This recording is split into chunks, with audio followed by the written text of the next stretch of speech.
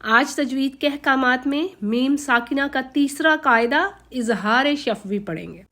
پچھلی 2 ویڈیوز میں اخفاء شفوی اور ادغام صغیر کو ہم نے پڑھا، تو آج تیسرا قاعدہ اظہار شفوی یعنی میم کو ظاہر کر کے واضح کر کے پڑھنا۔ تو اس کی تعریف دیکھتے ہیں، یعنی لغہ میں اس کی تعریف کیا ہے؟ البیان، ظاہر کر دینا، واضح کر دینا۔ اور اصطلاحاً اس کی تعریف کیا ہے؟ اخراج کل حرف من مخرجہ من غیر زیادہ فی غنۃ الحرف المظہر، یعنی ہر حرف کو اس کے مخرج سے حرف المظہر پر زیادہ غنہ کیے بغیر ادا کرنا۔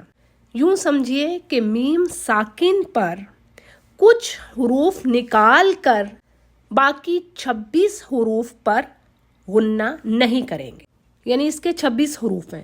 اور اس کو آسان کر کے ایسے سمجھیے کہ اخفاء شفوی اور ادغام صغیر کے حروف نکال دیجئے تو باقی تمام حروف پر آپ اظہار کریں گی۔ اور 2 ہی حروف ہیں، اخفاء شفوی کے لیے 1 حرف ہے یعنی با، اور ادغام صغیر کے لیے میم، بس یہ 2 حرف ہیں۔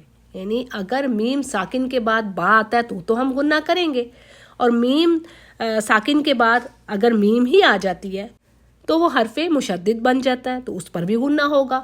اب ان دونوں کو نکال دیجئے، میم کو اور با کو، پیچھے جتنے بھی حروف ہیں ان سب پر اظہار کریں گے۔ یعنی میم ساکن کے بعد اگر 26 حروف میں سے کوئی بھی 1 حرف آ گیا تو ہم اظہار کریں گے، نو غنہ، نو ریدھمیٹک ساؤنڈ۔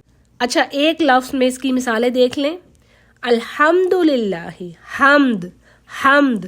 اب دیکھیں اس میں ہم کوئی غنہ نہیں کریں گے، الحمدللہ، ٹھیک ہے۔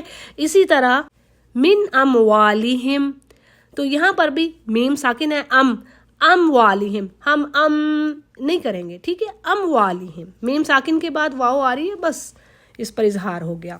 2 الفاظ میں اس کی مثالیں دیکھیے، وَأَرْسَلَ عَلَيْهِمْ طَيْرًا، یہاں پر 2 لفظ ہیں، علیہم اور طیرن، ٹھیک ہے، میم ساکن ہے اور اس کے بعد تا آ رہی ہے، لیکن کیا ہے؟ ہم غنہ نہیں کریں گے، اظہار کریں گے۔ اگر با ہوتی یا میم ہوتی تو ہم غنہ کرتے۔ اگلی مثال دیکھیے، لَكُمْ دِينُكُمْ وَلِيَ دِين، یہاں پر بھی کم کے بعد دال آ رہی ہے تو بس کوئی غنہ نہیں۔ اسی طرح اگلی میم ساکن کے بعد واو آ رہی ہے تو کوئی غنہ نہیں، یہاں پر ہم اظہار کریں گے۔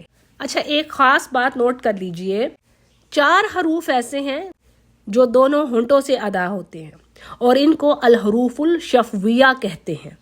ان میں کون کون سے حروف ہیں؟ سب سے پہلے تو دیکھیے، میم ہے، فا ہے، واو ہے اور با ہے۔ یہ 4 حروف، ان کا مخرج، آرٹیکولیشن پوائنٹ دونوں لپس، ٹھیک ہے، شفتین۔ تو اب کیا ہے کہ یہ بات پڑھنے والے کو ذرا اچھی طریقے سے سمجھنی چاہیے کہ جب بھی میم کے بعد واو یا فا آ جائے تو میم کو مکمل طور پر واضح پڑھے، یعنی یہ احتیاط کرنی ہے، کیونکہ بعض اوقات پڑھنے والے سے اخفاء کی غلطی ہو سکتی ہے، یعنی میم پر وہ غنہ کر دے۔ تو یہ کرنا ہے کہ جب بھی واو یا فا آئے تو میم کو مکمل طور پر کلیئر پڑھیں، یعنی واضح کر دیں، ٹھیک ہے جی۔ تو امید ہے کہ آپ کو میم ساکنہ کا تیسرا رول بھی سمجھ آ گیا ہوگا۔ اللہ سے دعا ہے کہ اللہ تعالی ہمیں قرآن کریم کو پڑھنے کی اور اس پر عمل کرنے کی توفیق عطا فرمائے۔ وآخر دعوانا ان الحمد للہ رب العالمین۔